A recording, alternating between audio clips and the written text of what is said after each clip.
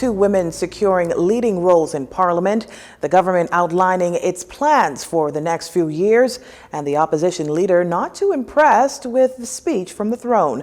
Good evening, everyone. I'm Leah Cooper with your JCN News for this Wednesday, October 6th. Thanks for staying with us. For the first time in Bahamian history, women are taking charge in Parliament. And for the second time in history, a female will preside over the House of Assembly. Our Lissy Bastian has more details in this report. A new Speaker and Deputy Speaker of the House of Assembly have been elected after being nominated by their colleagues and just ahead of the speech from the throne. Progressive Liberal Party Member of Parliament for Bamboo Town, Patricia DeVoe, has been elected as the new Speaker of the 292-year-old House of Assembly. Mrs. DeVoe took her oath, becoming the 55th Speaker, only the second female to sit in that seat and the first female Speaker under the PLP. Her deputies will be Sylvanus Petty, MP for North Eleuthera. During Madam Speaker DeVoe's opening remarks, accepting her new role, she promised to maintain the integrity, dignity, and honor of the House. As your 55th Speaker, I wish to assure you that I will take my task very seriously, and I shall conduct the business of this House in a fair and unbiased manner. Each member should have received a package of documents containing very helpful information. A copy of the rules of procedures is in that package. I counsel you to acquaint yourselves with these rules, as I shall enforce them. I am not unmindful of the view that the Chamber is a political arena, and a degree of latitude will be extended to all members. It is not the intention of the Chair to stifle debates. Madam Speaker DeVoe pledged to protect the privileges of all members of the House of Assembly while cautioning members not to abuse these rights. As she says, if it's the intent to advance the institution, then there cannot be any slippage. This is important work. This is the good work that we were elected to do. Therefore, let's press forward and not backwards, upward with the confidence of creating bipartisan relations, onward to a firm belief that human dignity is the greatest respect we can afford our fellow constituents, and together. Holding hands, acknowledging that this, as imperfect as we are, we were made imperfectly perfect through our collective uniqueness. Congratulating Madam Speaker, Prime Minister Philip Davis noted that the achievement is hers, but it is also an achievement for all Bahamians.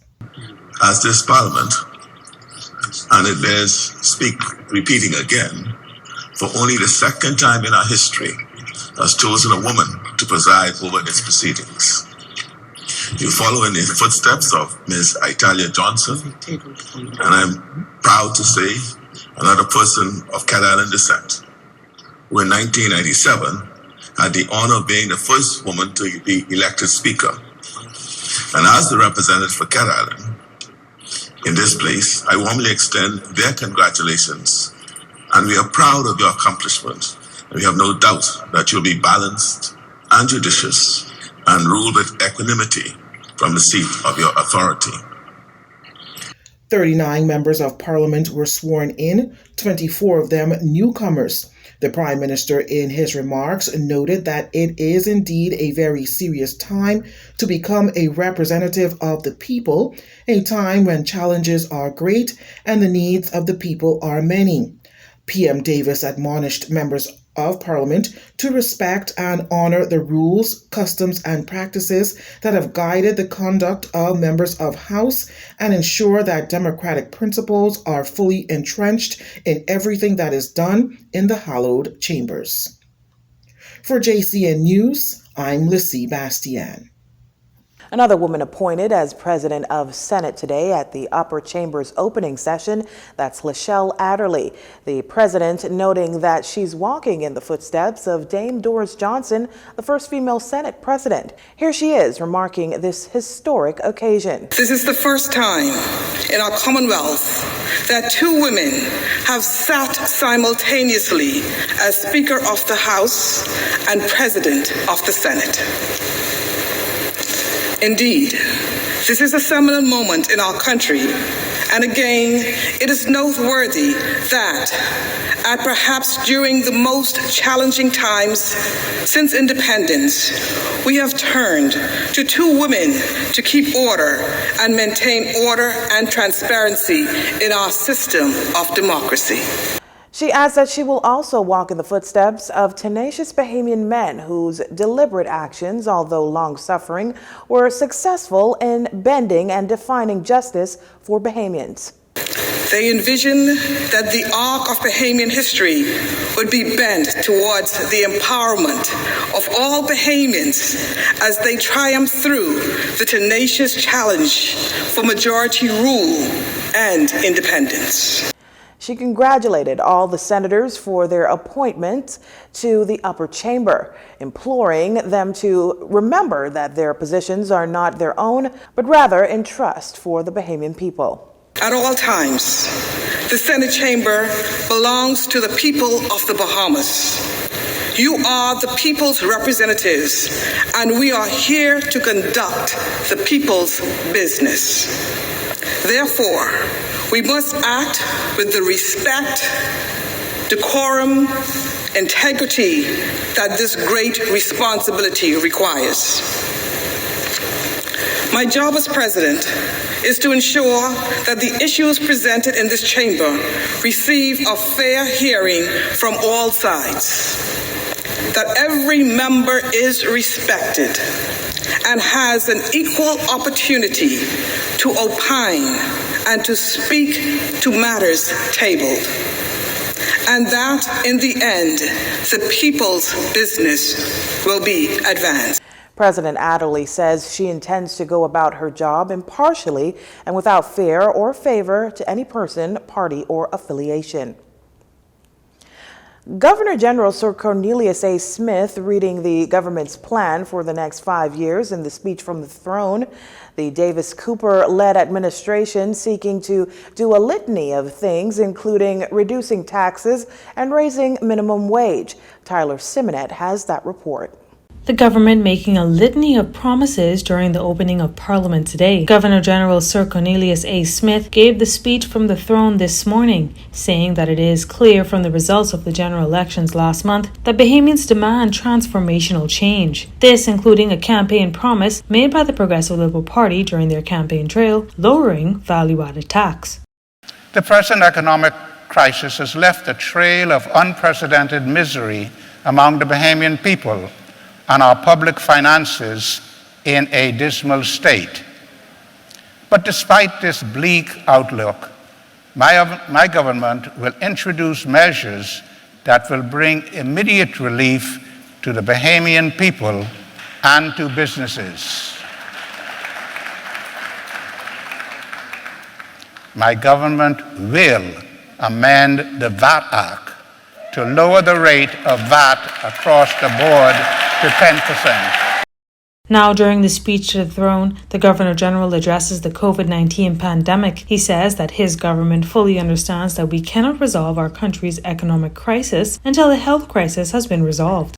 The COVID-19 crisis has exposed many of the weaknesses and vulnerabilities of our health care system. As a first priority, my government will therefore introduce legislation and policies to fully address future major health risks to avoid the need for emergency orders.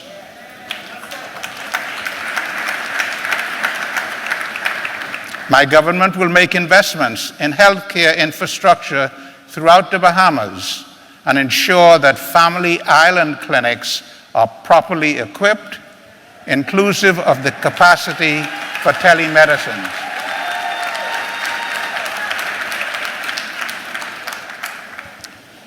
My government will build new hospitals in New Providence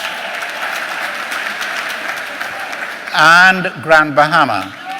The Governor General also addressing the most vulnerable of the population as they insist they will enhance social assistance programs. They also plan to work in collaboration with the private sector and non-governmental organizations to implement immediate relief measures for Abaco, Grand Bahama, and Ragged Island. They also wish to increase the pension for senior citizens. My government will increase the pension for senior citizens.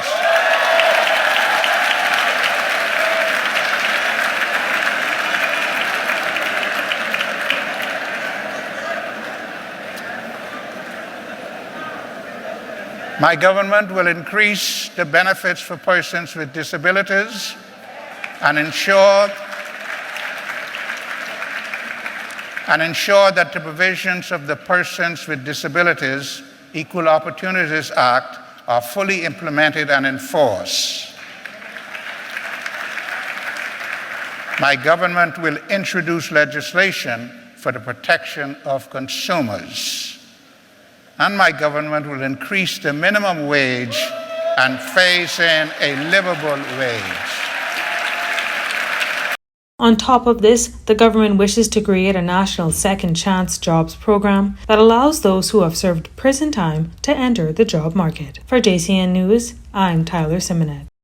Opposition leader Dr. Hubert Minnis not too impressed with the speech from the throne, charging that it was filled with proposals made by the Free National Movement on the campaign trail. On our rallies, etc., we spoke about our housing programs.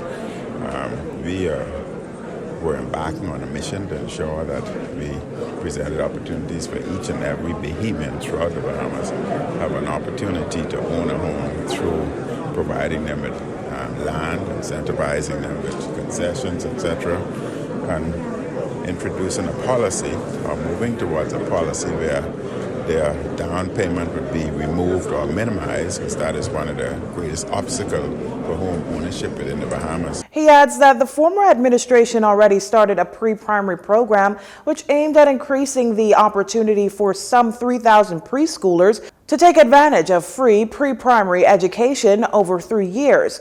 In the speech from the throne, Governor General Sir Cornelius Smith announced that the Davis-led administration will amend the Education Act to provide for universal pre-primary education for 3- and 4-year-olds, consolidate the National Accreditation and Equivalency Council of the Bahamas and the Preschool and Daycare Council, and specify homeschooling modalities. They did not say much about the Family Island preschool program that we were introducing, and we've been encouraging individuals to come on board with the Family Island preschool program once they have the certification and knowledge to embark on such entity. We would have provided them with the land free and everything duty free. In addition, they could have sourced money through a small business development center.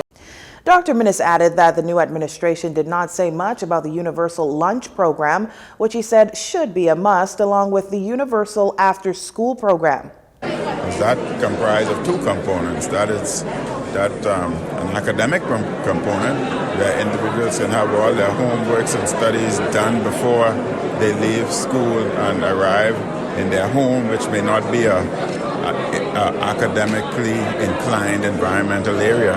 And then there's the exercise or the health component in terms of a sporting component.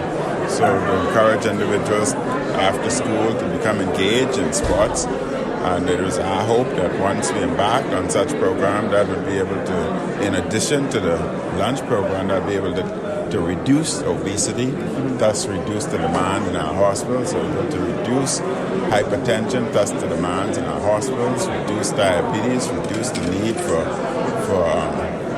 renal replacement surgery.